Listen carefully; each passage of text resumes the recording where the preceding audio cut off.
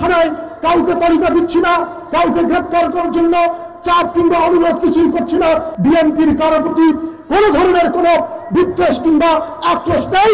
থানায় গিয়ে অন্য দল বলবে যে বিএনপি তালিকা দিয়েছে, এই নোংরা রাজনীতি বন্ধ করেন।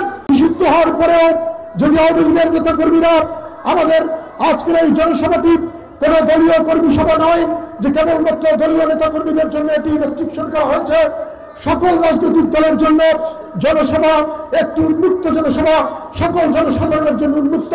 সবাইকে অংশগ্রহণ করার জন্য আপনারা সহযোগিতা করবেন, আহ্বান করবেন।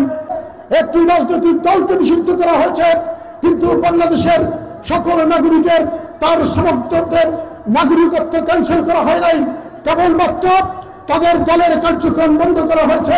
সুতরাং নিষিদ্ধ দলীয় কার্যক্রম ব্যতীত যদি তারা সাধারণ চলাফেরায় নাগরিক অধিকার ভোগ করে থাকে, কোনোভাবেই তাদেরকে অহেতুক হয়রানি না করে একটি গণতান্ত্রিক পরিবেশ তৈরি করার জন্য আমি সরকারের পুলিশ প্রশাসন এবং উপজেলা প্রশাসন সহ সকলের দৃষ্টি আকর্ষণ করছি।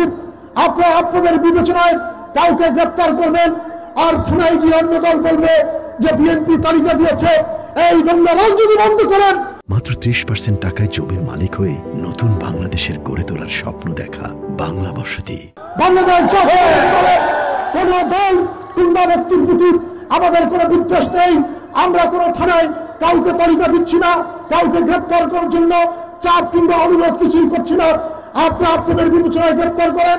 আমরা পরিষ্কার বলছি, যে দলের রাজনৈতিক কর্মী হোক, যদি তিনি নিরপরাধ হন তাকে দয়া করে মুক্তি দান করবেন। বিএনপির কারো প্রতি কোন ধরনের কোন বিদ্বেষ কিংবা আক্রোশ নেই যে বিএনপি কাউকে গ্রেপ্তার করবে। সংগ্রামী বন্ধুরা, বিগত 17 বছর আমরা নিপীড়ন নির্যাতনের শিকার হয়েছি। আমরা জানি রাজনৈতিক নিপীড়ন কি পরিমাণ ধ্বংসাত্মক হতে পারে, কি ধরনের দুঃখজনক হতে পারে।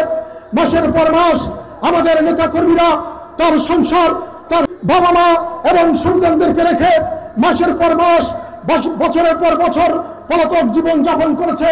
সুতরাং আমাদের চেয়ে যদি কেউ বেশি বোঝেন নির্যাতন কাকে বলে, বিএনপি চেয়ে যদি কেউ বেশি জানেন যে নির্যাতন কাকে বলে, তাহলে আমরা বুঝবো যে আপনারা বোকার স্বর্গে বসবাস করছেন।